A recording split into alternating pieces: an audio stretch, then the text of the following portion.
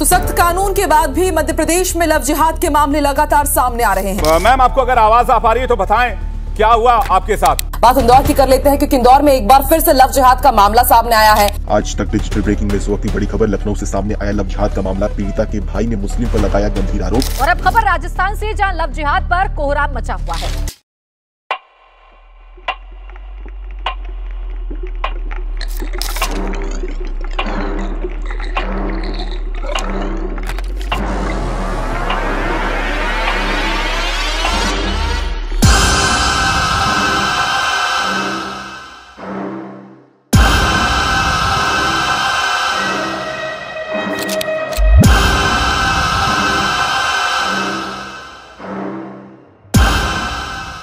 मित्रांनो, आजचा विषय खूप गंभीर आहे। आजपर्यंत आपण 50, 60, 70 पॉडकास्ट केलेत, पण आजचा हा पॉडकास्ट आणि त्याचा विषय एक जबाबदारीने ऐकण्याचा विषय। जेव्हा कधीही लव जिहाद हा टॉपिक आपल्या कानावर पडतो तेव्हा तो खरा का खोटा या वादातच राहून जातो। कधी कधी आपण समाज म्हणून सुद्धा हा टॉपिक इग्नोर करतो, टाळतो। त्यामागे असेल भीती सुद्धा असेल किंवा ते आपल्यापर्यंत आलं नाही म्हणून सुद्धा।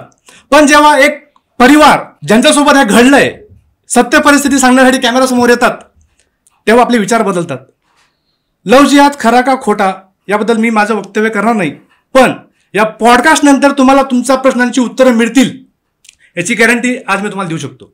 दादा आणि वहिनी, समाजामध्ये जागरूकता निर्माण करणं किंवा पालकांमध्ये जागरूकता निर्माण करणं किंवा खास करून ज्यांच्या घरी मुली आहेत त्यांच्यामध्ये जागरूकता निर्माण करणं, त्यासाठी तुम्ही इथं आलात। कारण तुमचा मोठो एकच आहे की जे तुमच्यासोबत झालंय, जे तुम्ही किंवा तुमच्या मुलींनी भोगलंय ते दुसऱ्यांनी भोगू नये म्हणून तुम्ही हिंमत दाखवून या पॉडकास्टवर आलात आणि तुम्ही व्यक्त होणार आहेत। कदाचित या पॉडकास्टमुळे एक जरी मुलगी वाचली तरी आपलं ही मेहनत फळाला आली असं म्हणूयात आपण। तुम्ही कुठून आलात आणि तुम्ही काय काम करतो? आम्ही भोसरीमधून आलोत आणि हे माझे मिस्टर आहेत आणि मी हाऊसवाईफ आहे। दादा, मी छोट्याशा कंपनीत काम करतो। नेमकं तुमच्यासोबत काय झालं?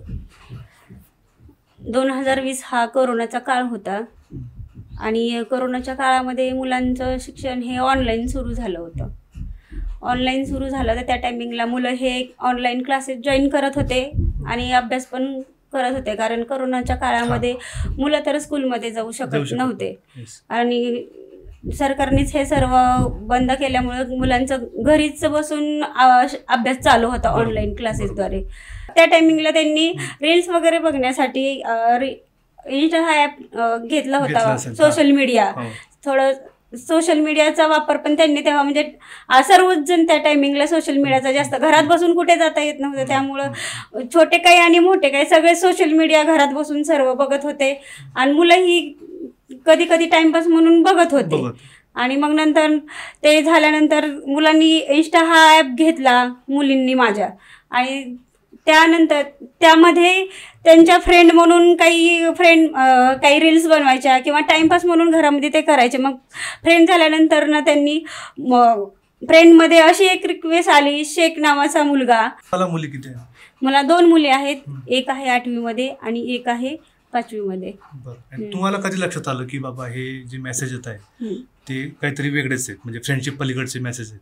1 वर्षानंतर कसं, म्हणजे मेसेज तर आम्ही काही बघितले नव्हते की मुलीच्या वर्तणुकीमध्ये हळूहळू बदल व्हायला सुरुवात झाली। 1 वर्षानंतर मुलगी एवढी हुशार होती, कधी म्हणजे असं तिनं आईवडिलांना पण कधी ती उलट उत्तर देत नव्हती किंवा अभ्यासाव्यतिरिक्त तिला अभ्यास पण आणि ड्रॉइंग किंवा सगळ्या सब्जेक्टमध्ये म्हणजे अभ्यास हुशार होती आणि टाइमपास म्हणून कधी इतरांशी पण बोलत नसायची। अभ्यास पण खूप असायचा तिचा आणि हळूहळू ती अभ्यासात कमी झाली आणि म्हणजे तिचं दुर्लक्ष थोडं अभ्यासावरती झाल्यामुळे आम्हाला थोडं नजरेमध्ये दिसून आलं की मुलगी काहीतरी थोडं तिच्या बाबतीत घडतंय, त्याच्यामुळं मुलगी आहे ती आमची अभ्यासात पण लक्ष देत नाहीये आणि तिच्या बोलण्याची पण पद्धत थोडी चेंज झाली आणि तिला अभ्यास जर कर म्हणलं तर ती उलट उत्तर द्यायला लागली। चिडचिड, मुळात तिच्यामध्ये जास्त चिडचिड हा प्रकार सुरू झाला। मग दादा, ऍज अ पॅरेंट्स म्हणून किंवा पालक म्हणून तुम्हाला काय वाटलं? तुम्ही काय तिला दम दिला असेल, समजावलं असेल असं?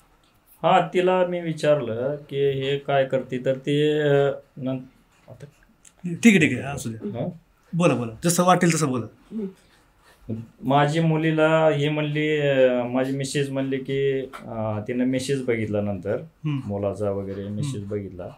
मग ती म्हणली आपल्या मुलीबरोबर शेख नावाचा मुलगा आहे आणि त्याच्या कॉन्टॅक्टमध्ये आहे ती. आणि मग मी तिला विचारलं तर ती सुरुवातीला तिनं उडवाउडीची उत्तरं दिली आम्हाला. ती म्हणली माझं काय नाही, तो आमचा असा फ्रेंड आहे आणि तिनं जास्त काय म्हणजे त्याच्याबद्दल सांगितलं नाही. आणि त्याच्यानंतर मग तो प्रकार जास्त पुढं जाऊन नंतर ती मुलगी माझी शाळेला जाईना. परत शाळेत जाईना. बापरे. शाळेला जाईना. दिवाळी होती, दिवाळीची परीक्षा दिली नाही तिनं. परीक्षानंतर त्या एवढा कहर झाला नंतर पुढं शाळेत जात नव्हती तेव्हा तुम्ही काही बोलले असेल ना की शाळेत जा, एक्झाम का देत नाही. पण कोरोनाचा प्रसार थोडा कमी झाल्यामुळं शाळा सुरू झाल्यानंतर मुलगी ही शाळेतच जायला नको म्हणायला लागली. गेली सुरुवातीला म्हणजे ती जात होती, पण हळूहळू म्हणजे असं दुर्लक्ष झालं की त्या मुलांनी तिला मेसेज मधून वगैरे असं काही सांगितलं असेल की तो काय करायचा, शाळेपाशी पण यायचा. अच्छा. शाळेच्या गेटच्या बाहेर थांबायचा तो आणि त्याच्यानंतर मुलीला माझ्या ब्लॅकमेल करून घेऊन जायचा तो. आणि परत मुलगी शाळेला म्हणून जायची आणि शाळेला जायचीच नाही. मग ती शाळेत त्या मॅडमचा फोन यायचा, तुमची मुलगी आली नाही म्हणून. आणि मग हिला मी विचारलं, मला माझा नंबर दिलता ना शाळेमध्ये. मग हिला विचारलं तर तिने चौकशी केली असता ते आजूबाजूची लोक म्हणले शेख नावाच्या मुलाबरोबर तुमची मुलगी होती बाबा, फिरली, बरोबर फिरत होती. तर त्याच्यानंतर मग हिनं विचारल्यावर मग तिनं शाळा परत नंतर म्हणली मला शाळेतच जायचं नाही. आणि तो प्रकार असा झाला की त्यानं फेक अकाउंट काढले होतं. त्याची 10 अकाउंट होते फेक. बापरे, 10. अशा हिंदूच्या मुलींना 10 ते 20 मुली त्याच्या कॉन्टॅक्ट मध्ये होत्या आणि सगळ्या हिंदू. बापरे. आणि त्यानं म्हणजे वेगवेगळ्या आपल्या हिंदूची कशी आडनाव असतात ना, त्या आडनावावर सेव्ह करून ठेवले होते. अच्छा. आणि मग तो मुलगा मुस्लिम आहे हा आमच्या मुलीला कळलाच नाही. अच्छा, नाव आयडेंटिटीला नव्हतं नाव. आणि जास्त करून अल्पवयीन मुलींना टार्गेट. आणि मुलगी माझी 8वीला होती आणि एक मुलगी 5वीला होती. आणि तो आम्हाला म्हणजे इंस्टाग्रामवर ज्यावेळेस त्यांचा संपर्क झाला, कॉन्टॅक्ट मध्ये झाले त्यानंतर त्यांचं मेसेज वगैरे 1 वर्षापर्यंत चाललं, ते आम्हाला काही कळलंच नाही. असं जाणवून द्यायचं की एकदम मला तुझी खूप नाही का काळजी आहे असं. म्हणजे आम्ही गावी गेलो तरी तो म्हणायचा तू कशाला गावी गेली, इकडे ये, गावी कोण आहे तिकडे, इथे मी आहे, मला करमत नाहीये आता. म्हणजे असं तो हळूहळू मैत्रीच्या नात्यातून मुलीला जरा थोडस मैत्रीच्या पलीकडचं बोलायला सुरुवात केली. पण हे मुलीच्या लक्षात येत नव्हते की तिला असं वाटत होतं की नाही का मुलं म्हणजे असं एक काळजी करताय बाबा, कोणतरी आई वडिलांपेक्षा कोणतरी जास्त. मला कसं आता आपण मुलांना घरामध्ये तर असं प्रेमाने बोलतो, पण कसं मुलांना आपण जास्त जवळ असतो त्याच्यामुळे मुलांना कसं बाहेरच्यानी जरा थोडं बोललं की त्यांना जरा वेगळं वाटतं की हा बाबा की हा मला किती प्रेमाने बोलतोय, की तू विचारपूस करतोय, म्हणजे करमत नाहीये, ये इकडं, तुम्ही लोक दूर गेलात तिकडे गावी गेल्यामुळं आपण बोलू शकत नाही, असं तसं. तो त्या मुलीच्या कॉन्टॅक्ट मध्ये जास्त जरा थोडं त्या टायमिंग मध्ये गेला. त्यावेळेस मुलींना काय असतं की छोट्या मुली होत्या आणि त्यांना खायला वगैरे असं कोणी दिलं तर ते एवढं काय त्यांना समज नव्हती. मग तो काय करायचा, त्यांना हॉटेलमध्ये न्यायचा खायला. त्याच्यानंतर तो माझ्या छोट्या मुलीला पण घेऊन चालला. अच्छा, दोघींना पण घेऊन चालला. मग हॉटेलमध्ये न्यायचा. त्याच्यानंतर त्यांना थोडीफार पैशाची लालच म्हणजे शॉपिंग वगैरे काय थोडे पैसे द्यायला लागला आणि शॉपिंग करायचा, मॉलमध्ये न्यायचा. आणि त्याच्यानंतर मग तो माझ्या मुलीनं शाळा सोडली. सुरुवातीला तो स्कूलमध्ये म्हणजे एकदम मोठ्या मोठ्या कॅडबरी द्यायचा किंवा कुरकुऱ्याचे मोठे मोठे पॅक द्यायचा किंवा फिरायला घेऊन जायचा छोट्या मुलीला. मोठीला तर घेऊन जात होता कधी कधी बाहेरून, म्हणजे स्कूलच्या निमित्त करून तिला बाहेरच ब्लॅकमेल. कसं की पहिलं कधी ते बोलले असतील किंवा त्यांच्या दोघांचा कधी असं फ्रेंड म्हणून एक आज फोटो वगैरे असेल त्यांच्याकडे की तो त्याचा आधार घेऊन तो तिला स्कूलमध्ये गेल्यानंतर गेटच्या बाहेर तो अगोदरच येऊन थांबलेला असायचा. तर तो आता काय झालं की आता ह्या मुली शाळा सोडली मुलींनी, त्यानं शाळा सोडायला भाग पाडली. आणि एका कापड दुकानात कामाला लावलं. त्यांना म्हणलं तुम्ही का कापड दुकानात चालला, तर त्या मुलींनी आम्हाला जी स्टोरी सांगितली ती त्यावेळेस भयानक होती. आणि आम्हाला असं वाटलं की आमच्या अंतःकरणातून आमच्या मुली एवढ्या फसल्या की त्यांना बाहेर पण येता येणार. पण सुरुवातीपासून मी तेच म्हणतोय की त्यांनी शाळा सोडली, ती एखाद्या शेख मुलासोबत बाहेर चालली होती, तेव्हा तुम्ही काय ऍक्शन घेतली? म्हणजे आम्ही त्या मुलींना खूप प्रयत्न केला आम्ही की त्यांना समजावायचा की त्यांना थोडस मी मारलं पण की असं वागू नका म्हणून. पण त्या मुलाच्या जाळ्यात त्यांनी एवढं अडकवलं की तो मुलगा त्या मुलींना इंस्टाग्रामवर त्यांचे छोट्या छोट्या कपड्याचे फोटो त्याच्यानंतर तो शेअर करेल असा तो त्यांना ब्लॅकमेल करू लागला.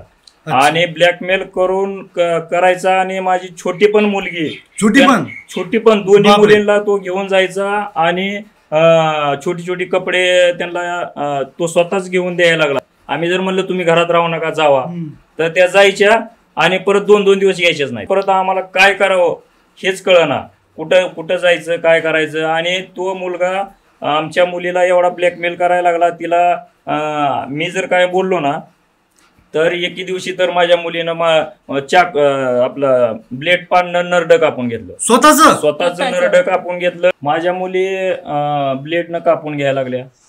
आणि तो मुलगा त्यानं एवढं स्ट्रॉंग, त्या मुलीला आम्ही व्हिडिओ कॉल करताना बघितलं एकदा माझ्या मिसेसनं की तो तिला म्हणायचा की माझ्यावर जर तुझं प्रेम असेल तर तू कापून घे आणि मला रक्त पिऊन दाखव.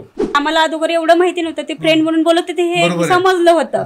पण असं डायरेक्ट फर्स्ट टायमिंगला कसं कळालं की दिवाळीच्या टायमिंग मध्ये आम्ही गावाला गेल्यामुळं त्या मुलीला असं सांगितलं की करमत नाहीये मला, तू इकडे ये असं तसं बोलल्यानंतर ते झालं. मी मेसेज असं सहज मी पण मुद्दाम बघत होती की नेमकं म्हणजे मी दारासमोर संध्याकाळची 10चा टायमिंग असेल का जेवण झालं का असं तसं बोलत बोलत मला तुझी खूप आठवण येते आणि आपण लवकरच लग्न करू आणि आपण इथून कुठेतरी दूर जाऊया, कारण आता तुझ्या घरामध्ये पण तुला तुझे मम्मी पप्पा काही साथ देत नाहीये. म्हणजे असं घरामध्ये तू असं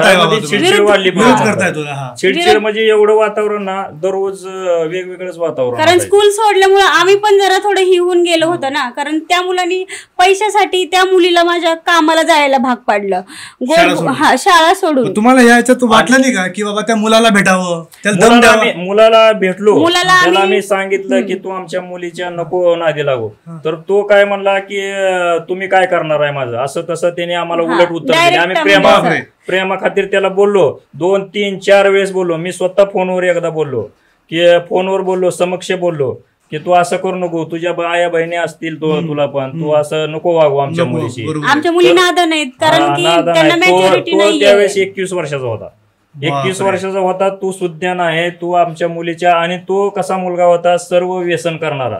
माझ्या मुलींना त्याचं स्वतःच हे होतं पांढरपुरी तर माझ्या मुलींना तो परत सिगारेट ओढायला शिकवली, दोन्ही मुलींना. त्याच्यानंतर मुलींना तो फिरायला जायचा, त्यांना बिर्याणी आपल्या त्या मोठ्या ह्याचं काय म्हणतो आपण जनावरांची बिर्याणी खाऊ घातली. त्याच्यानंतर त्यांचं म्हणजे ब्रेन वॉश सारखं करून आणि मुलींना सिगारेट प्यायला शिकवली. त्याच्यानंतर त्यांना दारू प्यायला शिकवली. माझ्या मुली विचित्रच वागायला लागले. आलं की घरात आलं की विचित्रच वागायचे. आणि त्यांना काय बोललं की ते कापून घ्यायचे. प्लेट पान त्यांच्या समोर जवळ असायचं ब्लेड पान. म्हणजे त्याचा विरोध करण्यापेक्षा मी मरण पसंत करेल असा त्यांचा विचार होता. म्हणजे त्या मुलांनी त्याचं प्रतिबिंब तसं मुलींच्या ह्याच्यामध्ये रुजवलं होतं की मी किती चांगला आहे आणि मी तुमच्यासाठी काय पण करू शकतो. तो प्रकार आमचे लव जिहाद आहे हा प्रकार कधी लक्षात आला की तो टॉर्चर करायला लागला. आणि माझ्याच मुलीची एक फ्रेंड होती 11वीला, त्या मुलीच्या कॉन्टॅक्ट मध्ये तो होता. आणि त्या कॉन्टॅक्ट मध्ये असताना माझ्या मुलीला पण ती घेऊन जायची सोबतच. आणि ती मुलगी 11वीला होती, सुज्ञान मुलगी होती. मग ते तिच्या लक्षात आला हा फसवागिरी आहे म्हणून तिनं कॉन्टॅक्ट सोडून दिलं. एक मुलगी तर त्याच्यासाठी मिली, कारण तो ब्लॅकमेल करत असायचा ना तिला. तिचा पण काही फोटो किंवा काहीतरी असेल तिच्याकडे. तो घेऊनच जात होता ना मुलींना, कसा तो घेऊनच जायचा तो. म्हणजे खाण्यापिण्याचं आमिष दाखवून किंवा चल तुला फिरायला घेऊन जातो किंवा एखाद्या हॉटेलमध्ये नेऊन काय असं चांगलं खायला वगैरे घालणं. माझ्या ना ऐकायलाच तयार नव्हत्या. एवढं त्यांचं म्हणजे हिप्नॅटिझम सारखं केलं ना त्यांचं ब्रेन वॉश केलं. आता ह्या प्रोसेस मध्ये तुम्हाला असं कधी वाटलं नाही का की बाबा यांना आता आपण डॉक्टरांकडे दाखवूया? डॉक्टरांकडे दाखवलं मी, हो 2 डॉक्टरांकडे दाखवलं. पिंपरी चिंचवडला आपला आंबेडकर पुतळा आहे, तिथं मानस रोग तज्ञ आहेत, त्यांना दाखवलं. ते म्हणले की ह्या मुलीला भरपूर ट्रीटमेंट करावं लागेल आणि आम्ही त्याला सांगितलं असा असा प्रकार झालाय, हिच्यासोबत असा झालेला आहे. तर त्यानंतर मग ते आमचे ते एवढी ऐपत नव्हती, आम्ही ती ट्रीटमेंट करू शकलो नाही तिला. त्यानंतर बार्शीला एका मनोरुग्णाकडे नेलं. तिथं पण तो म्हणला माझी मुलगी म्हणजे थोड्या वेळ चांगला असायची आणि नंतर येड्यासारखं करायची, म्हणजे कधी तिला येड येईल काय सांगताच येत नव्हतं. आणि त्यात तुमचे हात बांधलेले कापून घेतलं, कारण की तसं तिला सांगूनच त्या मुलांनी ठेवलं होतं ना, सांगूनच ठेवलेलं त्यांना की काय बोलले ना, मम्मी पप्पा काय बोलले तर असं करायचं, कारण माझ्यापर्यंत तू येऊनच नाही द्यायचं. त्या मुलाचं नाव जरी काढलं ना तरी माझी मुलगी कापून घ्यायची. बापरे, बाहेर जाऊन लगेच कापून घ्यायची हाताला. तिच्या हातावर 50 ते 60 वन आहेत आता एवढे. आणि नंतर माझी मिसेस तिला विरोध करायला लागली. तर त्या मुली माझ्या मिसेसच्या जीवावर भेटल्या की ते म्हणायला लागले की तू आम्हाला नको आहे, मम्मी आम्हाला नाही पाहिजे. आणि ह्या पिरियड मध्ये म्हणजे माझी मिसेस माझ्या मुलीच्या जाचाला कंटाळून, जाचालाच म्हणा थोडक्यात, कारण एवढं जर आम्हाला मुलींनी रोज उडून तर जाऊ नको, त्याच्याशी बोलू नको. 8 दिवस माझी मिसेस गावी होती. परिवर्तन काहीतरी होईल यांच्यात बाबा, आईविषयी प्रेम वाढेल म्हणून, आई नसल्यानंतर. पण ते काय वाढलं नाही, कारण की त्या टायमिंग मध्ये पण तो मुलींना 8 दिवस कंटिन्यू माझे मिस्टर त्यांना घरी ठेवून जायचे, किंवा पैसे पण मुलींना तुम्ही खा पी मम्मी, उलट त्यांना स्वातंत्र्य जास्त लाभलं की आई नाही घरी, परत बोलणार, कारण तो मुलगा तसा घेऊन जायचा 8 दिवस त्या मुलींना. त्याच्यानंतर तो मुलगा तुम्हाला काय सांगायचंय, आमच्या कॉलनीत येऊन तो घेऊन चालला आमच्या समोर मुलींना. एवढा कहर केला त्यानं. त्याच्यानंतर आम्ही एवढ्या 3-4 वर्ष यातना भोगल्या. म्हणजे तो लहान आणि मोठ्या दोघा मुलींना घेऊन जायचा? पहिल्यांदा तर तो मोठ्या मुलीला घेऊन जातच होता, आणि शाळेतून तिला ब्लॅकमेलिंग करून त्यांनी तर पैशाची गरज पडायला लागली त्याला, म्हणून तिने एका कपड्याचं दुकान, त्याच्याच ओळखीचं दुकान, आणि तिथं सर्व मुस्लिम स्त्रिया होत्या, आणि एका मुस्लिम बाईजवळच त्यांनी त्या मुलीला माझ्या कामाला पाठवलं. आणि तिचा टायमिंग होता 9 ते 9:30 सकाळी होता. आता कसं आपण मुलींना जात नाही, निदान समाजाला तर आपण बोलू शकत नाही की मुलगी माझी असं वागतीये, की कोणामुळे माझ्या मुलीमध्ये असा बदल झालाय. आपण शेजाऱ्याला, पाहुणे रावळ्यांना किंवा इतर कोणाला बोलू शकत नाही, कारण मुलींची इज्जत असते ना काहीतरी. मला वाटलं की काहीतरी मुली जाऊ दे, थोड्या दिवसांनी तरी चेंजेस होतील, जाऊ दे. आता स्कूल नाही म्हणतात, स्कूलमध्ये बी जाऊन काय होत नाही, असं नाहीये की बाहेर पण मुली नंतर शिकून काहीतरी करू शकतील. जाऊ दे, थोड्या दिवस जर त्यांच्या मनाने जर ते कामाला गेल्या किंवा असं झालं तर थोडे चेंज होतील, म्हणून आम्ही थोडं थांबलो. पण तिथून पण तो मुलीला कामावरती गेल्यावर 9 ते 9:30 सकाळी 9 ते 9:30 संध्याकाळचा टायमिंग होता. तिथं पण 9:30 वाजता कामावरती यायचा, आणि तिच्या बाहेरच ऑलरेडी तो येऊन थांबलेला असायचा रात्रीच्या टायमिंगला. बाहेर येऊन थांबलेला असायचा, आणि तिथून तो तिला म्हणायचा तू माझ्यासोबत चल. कारण ती म्हणायची नाही, मी आता सकाळी 9ला आले, 9:30 वाजलेत, मम्मी पप्पा वाट बघत असतील, कारण मम्मी पप्पाला आणखीन काहीतरी जास्त समजेल, त्याच्यामुळे मी घरी जाते, असं ती मुलगी त्याला वारंवार सांगायची. असं 1-2 महिने त्यांनी असं तिला त्रास दिला. बाहेर येऊन तिला रात्रीच्या 1-2 पर्यंत तो मुलगा तिला ब्लॅकमेलिंग करून, व्हिडिओज दाखवून, तू जर नाही आली माझ्यासोबत तर तिला व्हिडिओ वगैरे दाखवून ब्लॅकमेल करून तो बाहेर घेऊन जायचा सतत संध्याकाळच्या टायमिंग मध्ये. छोट्या मुलीला पण तो मेसेज करून, तिला पण इंस्टावरती मेसेज करून असं फ्रेंड मी आपण जाऊया, आता तुझी दीदी गेलीये बाहेर, मग आपण चल बाहेर जाऊ, असं नाही का, तुझा बर्थडे मोठा करू त्याला. मग दोघी बहिणींचा संपर्क. मग तिथून सुरुवात छोट्या मुलीला पण माझ्या त्यांनी सुरुवात केली तिच्यासोबत फ्रेंडशिप. कारण त्या मुलीला कधी माहिती नव्हतं की तिला असं लहान ड्रेस दिला, म्हणजे शॉर्ट ड्रेस आणून दिला छान असा, आणि चला आपण तुला मी फिरायला घेऊन जातो, तुला जेवायला हॉटेलमध्ये घेऊन जातो, केक कापतो किंवा मोठ्या मोठ्या कॅडबरी, असं तिला आमिष दाखवलं मुलीला. आणि शॉर्ट कपडे घालून त्या मुलीला म्हणजे ती जाताना तर घरून फ्रेंडकडे चाललाय असं सांग मम्मीला म्हटली. मला सांगितलं मी फ्रेंडकडे चालली मम्मी, माझा बर्थडे थोडस इथून जाऊन येते असं म्हणून तर गेली. पण 1-2 तास झालं तर मुलगी तर काही घरी आलीच नाही, म्हणून मी तिच्या मैत्रिणींना पण फोन केले की आमची छोटी मुलगी ते कट होऊन जाईल, ते होऊन जाईल कट. डोंट वरी, ते कट करू आपण. छोटी मुलगी कशी घरी अजून आली नाही, मोठी तर कामाचं टायमिंग मला माहित नव्हते, 9:30 संध्याकाळी असं होतं. छोट्या मुलीचं तर माहिती नव्हतं, म्हणजे छोटी मुलगी बाहेर गेली होती, मग ती अजून घरी नाही आली म्हणून तिच्या फ्रेंडला वगैरे मी विचारपूस केली. 5-6 संध्याकाळचा टायमिंग झाला, मुलगी 1 वाजता घरातून बाहेर गेली. संध्याकाळी 5-6 वाजल्या तरी मुलगी अजून घरी नाही आली. आल्यानंतर ना तिनं येताना तिच्याकडून अशी चूक झाली की ती छोट्या ड्रेसवरतीच घरी आली. तो ड्रेस घालून गेली होती, घरी जाताना तर तो साधा सिंपल आपला रेग्युलर ड्रेस घालून गेली ती. घरी आल्यानंतर तर ती शॉर्ट ड्रेसवरती आली. मग मेकअप वगैरे तिला बाहेरून कुठून करून दिला त्या मुलांना ते पण माहिती नाही. असंच झालं. मग काय झालं, ती बाहेर गेल्यानंतर ना केक वगैरे काय कटिंग केलं, त्या मुलीला काहीतरी जाळ्यात ओढलं असेल, काय केलं. मग नंतर थोडा वेळ संध्याकाळी 10-11चा टायमिंग झाला, मी असाच फोन घेतला समोर.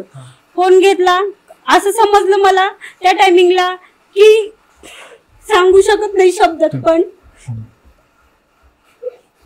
त्या इंस्टाग्रामवर एवढा धक्का बसला त्या टायमिंगला मला की त्या मुलांनी त्या माझ्या छोट्या मुलीचे फोटो इंस्टाग्रामवर छोट्या छोट्या कपड्यामध्ये अपलोड केले, म्हणजे स्टेटसला ठेवले होते. त्याची पण त्या मुलाची चूक झाली की त्याला पण समजलं नाही की आपण काय करतोय, तो पण वेड्यागत असं म्हणजे त्यांनी फोटो अपलोड केले इंस्टावरती स्टोरीला. एवढ्या लहान मुलीचे तिच्या सोबत असं तिला इथे हात लावून, चेसला हात असं लावून किंवा असं, म्हणजे त्यांनी फोटो अपलोड केल्यानंतर मी असं सहज इंस्टा फोन घेतला, म्हणलं चला बघू काही कोणाचा मेसेज वगैरे चेक करण्यासाठी घेतला. मग असंच ते स्टेटसला टाकल्यामुळे त्या नोटिफिकेशन पडलं, सहज मी त्याच्यावर सहज क्लिक केलं तर आता शब्दात सांगू शकत नाही. पायाखालची जमीन नाही पूर्ण, म्हणजे मी एवढं माझी बॉडी व्हायब्रेट झाली, काही समजलं नाही त्या टायमिंगला काय करू आणि काय नाही. म्हणजे मोठी तर मुलीला त्या मुलाने असं केलं होतं, त्यामुळे ऑलरेडी आम्ही ह्याच्यामध्ये मनस्थितीत नव्हतो. नंतर तर ना पूर्ण असं ते बघितलं मुलीचं, त्या मुलाने फोटो अपलोड केलेला बघितला आम्ही. त्या टायमिंगला त्या मुलांनी अश्लील चाळे त्याच्यामध्ये केलेले दिसले, म्हणजे असं की व्हिडिओ पण होता त्याच्यामध्ये अपलोड, शॉर्ट व्हिडिओ टाकलेला, आणि त्या मुली शॉर्ट कपडे घातलेले एवढे, आणि त्या मुलीने इथं तिथं स्पर्श केलेला. मी म्हटलं फोटो एक नीट बघितला आणि मी असं पूर्ण मोबाईल पडला माझ्या अक्षरशः हातातून, आणि मी एकदम काय करू आणि काय समजेना. 5-10 मिनिटं एकदम असं माइंड पूर्ण हे झालं, स्थिर झालं की असं काय करू आता आणि काय नाही. दुसऱ्या पण मुलीसोबत हा मुलगा असा करायला लागला म्हटल्यानंतर ना मला समजलं नाही. मी खूप असं म्हणजे अस्वस्थ झालं, एकदम बोलायला शब्दच नाही. दोघं पण मुलींना तो त्याच्यामध्ये आता ओढायला लागला. हे त्या टायमिंगला समजलं, छोट्या मुलीसोबत पण तो चाळे करायला लागलाय, हे तेव्हा समजलं. दादा या जसं म्हटलं की एका मुलीचे पालक म्हणून आपण व्यक्त व्हायला घाबरतो, कारण इज्जत वगैरे जाण्याची भीती असते, पण कदाचित त्याच गोष्टीचा फायदा ती लोक घेतात असं मला वाटतं. की आता आम्ही सर्वसामान्य कुटुंबात आणि आम्ही काम ते घर, हे आम्हाला माहितीच नव्हतं. हे भांडण आणि ह्या विचारायचे आम्ही नाही. तर हे सगळं प्रकरण मी झाल्यानंतर त्या मुलांना आम्ही विचारलं हे असं का करतो तू, तर त्या मुलांनी सांगितलं की आमचे भरपूर लोक आहेत, असं आहे तसं आहे, तो आम्हाला धमकीची भाषा करायला लागली. त्याच्यानंतर आम्ही तर भांडणात, मला शेजारी कोण राहतंय ते माहित नाही आम्हा दोघांबरोबर, आम्ही जातच नाही कुठं, आणि येसन आम्हाला कुठलं नाही. मी तंबाखू खात नाही, कुठलंच येसन नाही मला. आणि मग हा प्रकार आपल्या घरात कसा आला ह्या विचारानंच मी हादरून गेलो. बरोबर. आणि समाजाला सांगायचं कसं की माझ्या मुली अशा करायला लागल्या. समाज काय काही लोक आपल्यासारखं बोलतात, काही लोक मुलीसारखं, काही लोक मुलासारखं, दोन्हीकडची लोक असतात. तर हा प्रकार सांगायचा कुठं हाच मला म्हणजे जागाच नाही सांगायला, कळलाच नाही. शेजाऱ्याला सांगावं तर तो आपल्या मुली आहेत, तर मुलींना परत जागा राहणार नाही तोंड दाखवायला. माझ्या नातलगाला सांगावं तर तिथं पण जागा राहणार नाहीत. आणि त्याच्यानंतर एवढं चांगलं असून माझ्या मुली अशा का, म्हणजे मी चांगला असून माझ्या मुली का अशा करायला लागल्यात ही मी सांगू शकलो नाही समाजाला. आणि त्याच्यानंतर जास्त ज्या वेळेस हा प्रकार झाला, डोक्याच्या बाहेर गेला, हा हद्दीच्या बाहेर, त्यावेळेस मग मला कळना कुठं जाऊन कुठं नाही. पोलीस स्टेशनला गेलो मी, पोलिसांना हा प्रकार सांगितला. तर पोलिसांनी टाळाटाळ केली, त्याच्याविषयी घेतलं नाही. आम्हाला म्हणले जावा, म्हणले काय मुली आहेत कशाला उगाच त्यांचं सांगताय उगाच. म्हणजे त्यांनी कंप्लेंट घेतलीच नाही का? घेतली नाही त्यांनी कंप्लेंट. बापरे. एक वेळेस घेतली नाही, दुसऱ्या वेळेस गेलो, दुसऱ्या वेळेस घेतली नाही, तिसऱ्या वेळेस परत मला कळलं ना की कुठं जायचं समाजात. नेमकं ते काय म्हणायचं कंप्लेंट करताना? अहो मुलीच आहे तुमच्या, आणि मुलींना असं सांगितलं होतं की आमच्या विरोधात मुली होत्या. मग तिथं त्या मुलांनी त्या मुलींना सांगूनच ठेवलं होतं की माझं नाव कुठं उघड झालं नाही पाहिजे. कारण त्या मुली माझ्या सांगायला लागले की पप्पा मम्मीच आमचे आम्हाला त्रास देतात, आम्हाला शाळेत जाऊन देत नाही, आम्हाला शाळेत जाऊ देत नाहीत, अशा मुलीच माझ्या त्या पोलिसांना सांगायला लागल्या, उलट सांगायला लागल्या. आणि छोट्या मुली ते पोलिस पण म्हणजे एवढं कसं काय या मुली असे सांगायला लागल्या, काहीतरी त्यांना वाटतं तुमच्यातच काहीतरी खोट आहे बाबा, काहीतरी खोट आहे. आमच्या मम्मी पप्पाने आम्हाला शाळेत चाललं तर दप्तर ओढून घ्यायचे, आम्हाला मारधोड करायचे. हे बघा आमच्या आई वडिलांनीच आम्हाला हे मारले. त्यामुळे पोलीस म्हटले की पुढे जाऊन काय होणार, हे काय होणार नाहीये, तुमच्या घरातली गोष्टी आहेत, घरातच तुम्ही हे करा. त्यांनी काही सहकार्य आम्हाला दोनदा तर काही केलेलंच नव्हतं. म्हणजे त्यांनी जे हे केलं, वार केले होते, त्याचा आरोप तुमच्यावर आमच्यावर टाकून दिला. कारण आम्हाला आई वडील मारतात, त्याच्यानंतर आम्हाला घरात खायला देत नाहीत, आम्ही घरात खात नाही अजून पण 3-4 महिने झाले. माझ्या मुली 3 ते 4 महिने त्या मुलांना सांगितलं होतं की घरातलं काय खायचं नाही. माझ्या 3 ते 4 महिने मुली घरातलं काही खात नव्हत्या, बाहेरच खायच्या, जेवण करत नव्हत्या. जरी मी त्यांना म्हटलं एवढं आवडीने मी त्यांच्यासाठी जे आवडतं ते करायचे, पण त्या मुली माझ्या जेवताना त्याच्यामध्ये पूर्ण असं चेक करून खायच्या की जसं त्यांना वाटायचं की मम्मीनं काहीतरी टाकलंय त्याच्यामध्ये. पण एवढं लहान मुलीला सुद्धा कसं म्हणजे असं नाही का, कारण विचार येणार आहेत ना मनामध्ये की आई वडील काहीतरी आपल्यासाठी आणतायत बाबा, त्यांच्या शंका घेणं म्हणजे शक्यच नाही ना असं. तर त्यांना वाटायचं की मम्मी पप्पा काहीतरी त्याच्यामध्ये टाकतात की मम्मी काहीतरी टाकतीये. कारण ते कसं समजलं त्यांना की त्या मुलांनी सांगितलं होतं ना तुम्ही घरामध्ये जेवण नाही करायचं. त्यानं 3 महिने त्यांना सांगितलं, 3 ते 4 महिने ते आमच्या मुली जेवतच नव्हत्या, दोघी पण नव्हत्या जेवत. तो जायचा घेऊन, त्याच्यानंतर त्याची मम्मीची म्हणजे मम्मी एकटीच आहे त्या मुलाला, तो आहे गुजरातचा प्रॉपर. तो आला इथं पोट भरण्यासाठी. त्या वडिलाचे पण 3-4 लग्न झालेले आहेत आणि त्याच्या वडिलांना त्याच्या मम्मीला सोडून दिलेलं आहे. आता आम्ही म्हणलं कुठं जायचं आपल्या एवढं घेऊन. बरोबर, नेमकं आपले लोक आपल्यासोबत आणि आपले लोक समाजात ते लोक ऐकत नाहीत आपलं. हा एक खरंच मोठा ड्रॉबॅक आहे आपल्या समाजाचा. जोवर माझ्या घरात आग लागत नाही ना तोवर माझं काही घेणं देणं नाहीये. आपला समाज कसा आहे की ज्यावेळेस स्वतःवर एखादी आपत्ती येईल त्यावेळेस तो पळायचा प्रयत्न करतो, बरोबर, वाचायचा. पण दुसऱ्यावर आल्यानंतर तो जात नाही तिथे. नाही जात.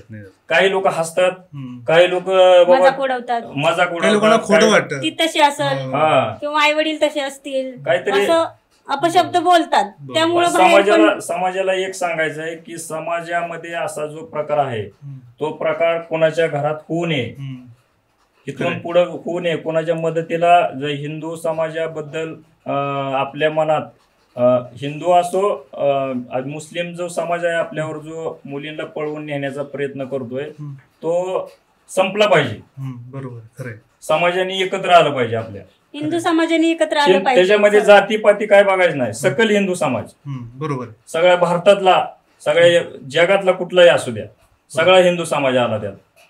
जर अत्याचार झाला एखाद्या घरावर, एक घरावर अत्याचार झाला तर सगळ्या कुटुंबासारखं एकत्र आलं पाहिजे. स्वतःवर येण्याची वाट नाही पाहिजे, स्वतःवर येण्याची वाट नाही पाहिली पाहिजे. आणि हा जो प्रकार आहे माझ्या घरात तो प्रकार कुठेही झाला नाही पाहिजे, कोणाच्याही घरात नको आहे. म्हणून मी आज इथं आले. तरी ह्या सगळ्या प्रवासामध्ये या प्रकाराला लव्ह जिहाद असं म्हणतात, हे तुमच्या कधी लक्षात आलं? माझ्या हे पहा की माझ्या मुली ज्यावेळेस ब्रेन वॉश त्यांचं झालं, ते ब्रेन वॉश केलं, त्यानंतर मुली माझ्या मस्जिदीमध्ये चालल्या, नमाज माझ्या घरी रोजा करायला लागल्या आणि नमाज पाडायला लागल्या.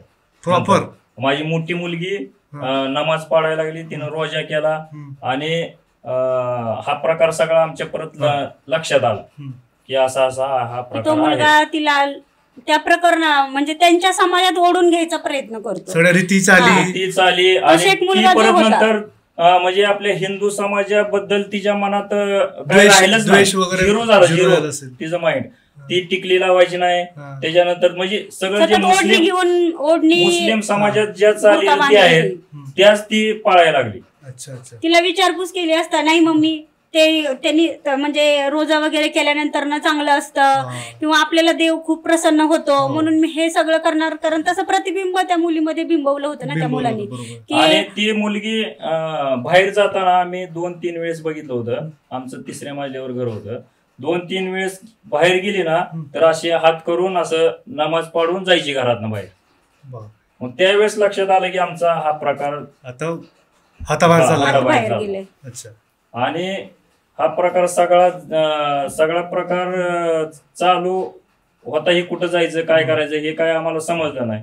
पण त्याआधी आम्ही असं ऐकलंय की ताईंचा हातावर आणि पोटावर चाकूने वार केले गेले होते. तो काय प्रकार? तिला मी विरोध करत होती ना सर. हिला ती माझी मिसेस आता कुठली आई झाली तर आता मुली अशा करायला लागल्या तर ते विरोध करणारच ना. आई असू द्या वडील असू द्या, कुठलेही आई वडील आपल्या मुलांना म्हणजे असं वाईट झालेलं कोण बघू शकत नाही. तर ही त्यांना विरोध करायला लागली. विरोध करायला लागल्यानंतर मग एक दिवशी काय झालं की ह्या मुलीने बाहेर गेल्या आणि हिनं तिला विचारलं की तू का गेलती बाहेर. तर मग ह्यांचा व्यक्तिवाद झाला, भांडण झालं. तर हिला काय केलं, एका छोट्या मुलीनं धरलं आणि मोठ्या मुलीनं चाकूनं वार केला. तो चाकूचा वार सुद्धा तिच्या हातावर आहे बघा. आहे हिच्या हातावर. पोटावर 3 वेळेस चाकून याला आणि माघारी आणला. एवढं कोण आपल्या मुलांना शिकवत आहे की चाकूचा वापर कसा करणं किंवा इतकं हिंस्र. आपल्या मुलींना सुई जरी लागली ना तरी ती 2 दिवस रडत बसते. ह्या लेवलची रक्त पाहायला येत नाही आपल्या मुलींना. पण इतक्या ह्या लेवलला अग्रेसिव्ह कसं काय त्यांच्या डोक्यात जातंय, म्हणजे असे विचार त्यांच्या डोक्यात ते विचारच त्यांच्यात रुजवले ना त्यांनी. एवढं माइंड त्या मुलांना विचारच एवढं त्यांच्यात स्ट्रॉंग केलं त्यांना की आई वडिलांबद्दल एवढं कठोर बनवलं की आई वडील नसेल तरी सुद्धा आम्ही सांभाळू शकतो असं त्यांना त्यांची मानस्थितीच केली. म्हणजे हिप्नॅटिझम आणि ब्रेन वॉश ही आपण जे म्हणतो ते खरं आहे. आमच्या सोबत झालेला आहे प्रकार हा. अनुभवलाय सध्या स्वतः आम्ही. आणि आता सुद्धा आम्ही पण ह्या गोष्टीवर विश्वास नव्हतो ठेवत की ब्रेन वॉश करतात किंवा कोण खाण्यात काही मिक्स करून देतं किंवा कोण करणी करतं. ह्याच्यावर पण कधी. पण हा हिप्नॅटिझम, आता आपण हिप्नॅटिझम आणि ब्रेन वॉश तर हे तर आपण सुशिक्षित लोक माहिती आहे. मग तो प्रकार त्यानं मुलींविषयी केला माझ्या. आणि मुली जस आता माझ्याकडे त्यांचा परत नंतर फोन ते कॉन्टॅक्ट मध्ये ते काय असायचं मित्र आहेत त्यांचे कॉन्टॅक्ट मध्ये त्या मुलाचे. मग ते माझ्या मुली कुठं चालले की त्यांचा फोन घ्यायचा परत त्या करायला लागल्या कॉन्टॅक्ट मध्ये राहायच्या परत. आणि हा आता आई आहे ना आई त्याच्यानंतर तो आई घरी घेऊन चालला. त्याच्या घरी घेऊन जात होता तो. नंतर माझ्या मुलीला गोड बोलून पहिला तर बाहेर घेऊन जात होता पण घरामध्ये नंतर त्याची आई पण त्याला साथ देत होती, त्याची बहीण पण त्याला साथ देत होती. ती आई बहीण काय म्हणली हे आपल्या समाजात आणला असं म्हणून त्यांनी त्याला सपोर्ट केला. आणि त्या मुलाला ते म्हणायचे, माझ्या मुलीला म्हणायचे ये तू घरी. मग ती माझी मुलगी शाळेला, जी मोठी मुली होती ना ती शाळेला जात नव्हती, मग तिच्या घरी जाऊन ती बिर्याणी करायची, त्यांना खाऊ पिऊ घालायची, स्वयंपाक करायला लागली, प्रेम निर्माण केलं त्याच्या आईनं पण त्याच्या मनाबद्दल. माझी मुलगी स्वतः पण करायची जाऊन घरकाम वगैरे करायला सांगत होते ते. आता आम्ही सांभाळणार, तू असं कर तसं कर. आणि माझी मुलगी काय म्हणायची, असं आमच्या व्यक्तिवाद झाला ना, मी कुठं तुमच्याकडे राहणार आहे, मी थोड्या दिवसानं जाणार आहे. तिचं वय झालेलं नव्हतं ना, ठरलेलं होतं त्यांचं. म्हणजे तो मुलांनी तसं तिला सांगून ठेवलं होतं की असं बोललं की म्हणजे चुकून तिच्या तोंडातून तो जे काय बोललेलं असेल ते त्याच्या मनातून तिच्या मुलीच्या तोंडातून निघून जाईल. असं थोडस भांडण झालं ना घरात तर मग ती मला आहेत बाहेरचे लोक, शेख मुलगा तो मला सांभाळतो चांगला आणि मी त्याच्या सोबत जाणार आहे आणि हा देश सोडून जाणार आहे, बाहेरच्या देशात जाणार आहे असं ते. छोटी मुलगी परत नंतर आम्हाला एक दिवशी म्हणली की मम्मी आपले जाणार आहे. हा तिकड करू आपण नाव, डोंट वरी. जाणार आहे म्हणजे देश सोडून जाणार आहे असं ती बोलली. बरोबर की दीदी थोड्या दिवसात आपली देश सोडून जाणार आहे तर ती थोड्या दिवसासाठी आपल्या घरात आहे. मग तुम्हाला डायरेक्ट आता शॉक लागला असेल की आपल्याकडे लागला. म्हणजे आता काय करायचं आता? एवढं तर सगळं घडलं आतापर्यंत, मग आता शेवटला काय करायचं? आता शेवटचे काही दिवस तुमच्याकडे आता होते आणि त्यात पोलिसही तुम्हाला मदत नव्हती खरं? पोलिसांनी तर 15 दिवस आम्हाला काय म्हणजे आम्ही कंप्लेंट 2-3 वेळेस गेलतो तर काय त्यांनी मदत केलेली नाही. नेमकी मदत कुठनं आली तुम्हाला? मग हा प्रकार जायचा कुठं, हा प्रकार आमच्या लक्षात येईना कुठं. माझी मिसेस एवढी धडपडायला लागली माझा परिवार वाचवायसाठी की तिनं दिवस रात्र तिला झोप यायची नाही, मला पण यायची नाही. आणि कसं आहे की आपलं मला कामाला गेल्याशिवाय पर्याय नाही आणि भाड्यानं राहतो तुम्ही, भाडं तर द्यावं लागणार घराचं. आणि माझी मिसेस एवढा तिनं प्रयत्न केला आटोकाट की ह्याला भेटू का त्याला भेटू का त्याला भेटू. सगळ्या एखादं जर कोण म्हणलं की ही मदत करतंय ह्या मुलाला सांगा, तर तिनं प्रयत्न पण केला की ह्या मुलाचं असं असं माझ्या मुलीशी अफेअर आहे किंवा लव्ह जिहादमध्ये अडकली माझी मुलगी, लव्ह जिहादमध्ये अडकली, तिला काढण्याचा प्रयत्न करायला माझ्या मिसेसनं भरपूर प्रयत्न केला. मग त्याच्यानंतर विश्व हिंदू परिषद आणि बजरंग दल हे आम्हाला एक जणानं कृणाल भाऊ साठे यांचा नंबर दिला. मी फोन केला, माझ्या मिसेसनं फोन केला त्यांना, तर ते 10 मिनिटात त्यांचे 4-5 माणसं, त्यामध्ये कुणाल भाऊ साठे होते, त्यानंतर नितीन साहेब वाटकर होते आणि त्यांची टीम ही माझ्या घरी आली. आणि आल्याच्या नंतर त्यांनी हा प्रकार सगळा बघितला, त्यांना आम्ही सांगितला. त्यावेळेस माझी मुलगी घरीच होती. अच्छा, मोठी मुलगी घरीच होती. आणि त्या मुलानं तिला फोन घेऊन दिला होता. ज्यावेळेस ती कामाला जायची ना त्यावेळेस फोन घेऊन दिला होता. मग त्या फोन मध्ये तिनं ह्यांचं फोटो काढलं. अच्छा, जे मदतीसाठी आले, जे माझ्या मदतीला आले होते ना त्यांचे सगळ्यांचे फोटो काढून त्या मुलाला पाठवले. अच्छा, म्हणजे आतली सगळी इन्फॉर्मेशन बाहेर सांगायला. आणि त्या मुलीनं आमचा फोन सुद्धा हॅक केला होता आमच्या दोघाचा बी. म्हणजे आम्ही कुठं जातोय, काय करतोय, लोकेशन वगैरे सगळं त्या मुलाला शेअर करून सांगायची. ती एवढी तयारी होती, म्हणजे तयारी होती त्या मुलांनी. तसं तिला ब्रेन वॉश, तो अलर्ट राहायचा की हे कोणाच्या कॉन्टॅक्ट मध्ये आहे बाबा आपल्यापर्यंत. तिला त्यानं सांगूनच ठेवलेलं की तुझ्या घरी कोण येतंय, तुझी मम्मी पप्पा कुठं जाते, त्यांचा फोन असा हॅक करायचा, ते सगळं त्यांनी शिकवलं होतं तिला. मग ही सगळी सुटका कशी झाली तुमची? सुटका माझी ही सगळी टीम आली माझ्या घरी. आणि त्याच्यानंतर मग मी ह्या टीमनं मला भरपूर सपोर्ट केला. ही टीम सगळी जे बजरंग दल आणि विश्व हिंदू परिषद, कुणाल भाऊ साठे, नितीन साहेब वाटकर, हे सगळे म्हणले तुम्ही घाबरू नका, मी तुमच्या पाठीमागं आहे. आम्ही सगळी टीम आमची आणि सकल हिंदू समाज तुमच्या पाठीमागं आहे. तुम्ही 2 जण अजिबात घाबरू नका, हा परिवार आमचा आहे असं सांगितलं त्यांनी. धीर दिला आम्हाला भरपूर. मग त्यांनी एवढा धीर दिला की आमचे नातेवाईक सुद्धा आम्हाला धीर देणार नाहीत. असा शक्य नसतील असे एवढे समाजात लोक आहेत हे आम्हाला त्यावेळेस माहित झालं. अशा परिस्थितीत जेव्हा कोणी मदतीला धावत नव्हतं, ही लोक आली, हे म्हणजे आम्ही काही अपेक्षा न करता आली, तेव्हा तुम्हाला हिंमत आली असेल बऱ्यापैकी. हिंमत म्हणजे थोडासा कुठंतरी विश्वास निर्माण झाला की आपल्या मुली ह्यातून सुटतील आणि आणि माझ्या मागे कोण तर आहे असं एक मला भरपूर त्याची जाणीव झाली. आणि ह्यानी परत आम्हाला पोलीस स्टेशन मध्ये सपोर्ट केला. तिथं जाऊन आम्ही केस नोंदवली, परत केस घेतली पोलिसांनी. आता घेतली. आणि परत नंतर केस घ्यायच्या आधी आम्ही ह्यांना कुणाल भाऊंना आणि नितीन साहेबांना त्यांनी आम्हाला 8 दिवस सोडलं नाही की इथं चला तिथं चला. केस घेतच नव्हती ना पोलिस. मग त्यावेळेस महेशदादाने आम्हाला सपोर्ट केला. महेशदादाकडे आम्ही 2 जण गेलो. आम्हाला कुणाल भाऊने आणि नितीन साहेबांनी घेऊन गेले तिथं. मग त्यावेळेस असा प्रकार सांगितल्यावर त्यांनी मग त्या आयजीला फोन केला की हे असा प्रकार आहे तर तुम्ही केस घ्या त्यांची. मग त्यावेळेस त्यांनी केस घेतली आमची.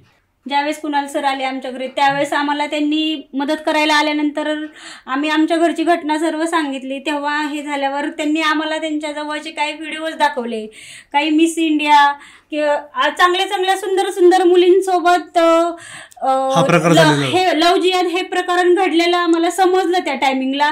आणि त्यांनी आम्हाला व्हिडिओ वगैरे दाखवले की ह्या मुलींना त्यांनी वाचवले, ह्या जाळ्यातून त्यांना बाहेर काढलेलं आहे. तेव्हा कुठं आम्हाला दिलासा भेटला, विश्वास एक निर्माण झाला की आता 100% माझ्या मुली ह्यातून बाहेर पडणार. बरोबर, एक आत्मविश्वास निर्माण झाला आम्हाला त्या टायमिंगला. त्याच्यानंतर त्याने मुलावर केस दर्ज केली आणि त्या मुलाला पकडून आणलं आणि पोलिसांनी त्याला शिक्षा ती आतमध्ये होता तो 3 महिने. बापरे. आणि माझी पण मुलगी 3 महिने बाल सुधार गृहामध्ये सुधारण्यासाठी काहीतरी तिच्यात बदल व्हावे म्हणून आम्ही टाकली. मग आम्ही तिला बाहेर ठेवलं. बाहेर म्हणजे बाल सुधार गृहामध्ये ठेवलं तिला. 3 महिने ती बाल सुधार गृहामध्ये होते. आणि मग तिला परत नंतर तिथं जो वातावरण होतं ते घरामध्ये जसं असतं तिथं नाही. मग त्याच्यामुळं ते काय झालं की ती म्हणली आता माझं ह्याच्यामधनं सुटका होणार नाही. मग ती थोडी सुधारायला लागली नंतर. आणि सुद्धा तिला परत 3 महिने मम्मी आम्ही 1-2 वेळेस भेटायला गेलतो तर ती म्हणली आता मम्मी मी असं नाही करत, मला घेऊन जावा, असं तसं म्हणून तिनं परत आम्ही तिला सोडलं 3 महिन्याच्या नंतर. आणि 3 महिन्यानंतर सोडलं. तो मुलगा पण परत नंतर 3 महिन्यानंतर सुटला. आता पॉस्को केस लागलेली आहे आणि कोर्टात केस चालू आहे. महेशदादा लांडगे यांनी पण आम्हाला खूप सहकार्य केलं. गुन्हा दाखल होण्यासाठी त्यांनी पण आम्हाला खूप मदत केली. ते काय म्हणले की आम्ही त्यांच्याकडे गेलो ना तर ते म्हणले की शेवटचा रक्ताचा थेंब असेपर्यंत आम्ही तुमच्या हिंदू समाजाच्या पाठीमागे आहे असे ते मला बोलल्यानंतर मी बिनधास्त झालो. धीर आला असेल, हिंमत आली असेल. बरोबर. दादा म्हणले तुम्ही माझे भाऊ आणि ही माझी बहिणीसारखं भावासारखं, तुम्हाला माझ्या हिंदू समाजात कुठेही असा प्रकार घडला तर मी सहन करणार नाही असं त्यांनी तिथं माझ्या देखतच आयुक्ताला फोन केला की हा प्रकार माझ्या इथं चालणार नाही, लव्ह जिहादचा प्रकार माझ्या एरियामध्ये चालणार नाही, ह्याला तुम्ही आळा घाला. पॉस्को केस लावली आणि त्या मुलाला उचलून आणायला लावलं. तो मुलगा फरार झाला होता. उचलून आणायला लावलं आणि त्या मुलाला 3 महिने आतमध्ये टाकलं. आणि त्याच्यानंतर शिवाजीनगर कोर्टामध्ये केस सध्या चालू आहे. आणि हा सगळ्या टीमनं माझं उद्ध्वस्त झालेलं घर त्यांनी वाचवलं. एवढा सामान्य माणूस मी दादाकडे गेल्यानंतर मला असं जाणवलं नाही की तो आमदार ते आमदार आहेत असं. माझ्या शेजारी बसून त्यांनी मला सांगितलं की तुम्ही घाबरू नका म्हणून. बरोबर. आणि आता मुलींचं काय? आता मुलींचं माझ्या एकदम आम्ही तो एरिया शिफ्ट केला आणि आम्ही दुसऱ्या एरियामध्ये गेलोय. आता माझ्या मुली 10वीची परीक्षा दिली. माझ्या मुलीनं 95% मार्क पडली माझ्या मुलीला. आणि आता सर्व व्यवस्थित आहे. आणि ह्या सगळ्या विश्व हिंदू संघटना, बजरंग दल, कुणाल साठे सर, आणखीन महेशदादा लांडगे, आपले आमदार आणि नितीन वाटकर सर आणि बजरंग दल या सर्व टीमचे आम्ही मनापासून मानावे तेवढे कमी. कारण की असे समाजामध्ये त्यांनी एवढं कार्य केलेलं आहे. बरोबर. आणि ह्या टीमसाठी आम्ही 2 जण माझ्या हिंदू समाजासाठी की मी शेवटपर्यंत कार्य करणार. बरोबर आहे. त्यांनी तुमच्या 3 पिढ्या वाचवल्या, तुमची 1 आणि 2 मुलींच्या. 2 मुलींच्या वाचवल्या. म्हणजे माझं घर पूर्ण 3 पिढ्याचं काहीच म्हणजे माझा नंतर इतिहासच नाही. माझ्या 2च मुली आहेत ना. 2 मुली बरबाद झाल्या तर माझं इतिहास संपलंच. माझ्या मुली मुस्लिम मध्ये जाता जाता वाचल्या. मुस्लिम धर्म स्वीकारायला तयार झाल्या होत्या, शेवटच्या स्टेपला आल्या होत्या. बरोबर. तर त्या वाचल्या, माझं कुटुंब वाचलं. बरोबर. माझं नावच राहिलं नसतं. दादा, आपण इथं बसून चर्चा करत असताना सुद्धा बरेच आपल्या हिंदू समाजातील मुली, आपल्या बहिणी अडकल्या असतील, तर तुम्ही त्या पालकांना काय सांगाल की यातून सुटका करायची असेल तर आधी भीती घालवा, म्हणजे तुमचं सजेशन काय असेल त्यांना? आता तर माझ्या घरावर तर प्रसंग ओढवला, आता तुम्ही सगळ्यांनी ऐकलं. बरोबर.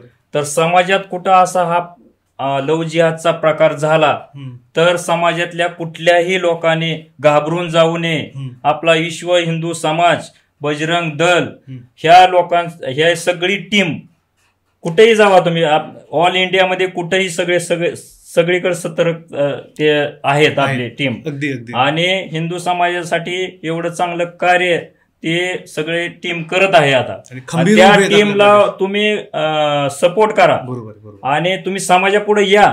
जर तुमच्याकडे असा तुमच्या घरात तुमच्या आजूबाजूला कुठं असा प्रकार झाला तर तुम्ही भीतीनं घाबरून जाऊ नका. आम्ही कसं दोघं आलोय ना पुढं, तरी तसं तुम्ही समाजातले आणि इतर भरपूर लोकांनी यावं, ज्याच्यावर अत्याचार असा झालेला असेल, लव्ह जिहादचा प्रकार झालेला असेल त्यांनी, आणि न झालेल्या लोकांनी पण हिंदू समाजाला सपोर्ट करावा.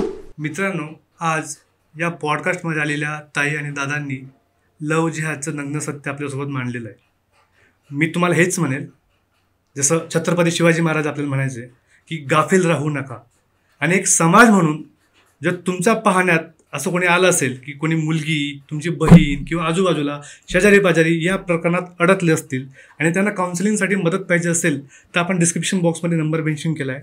तुम्ही डेफिनेटली त्याच्यावर कॉल करा, तुम्हाला नक्की मदत केली जाईल. Thank you so much for watching this video guys. Thank you.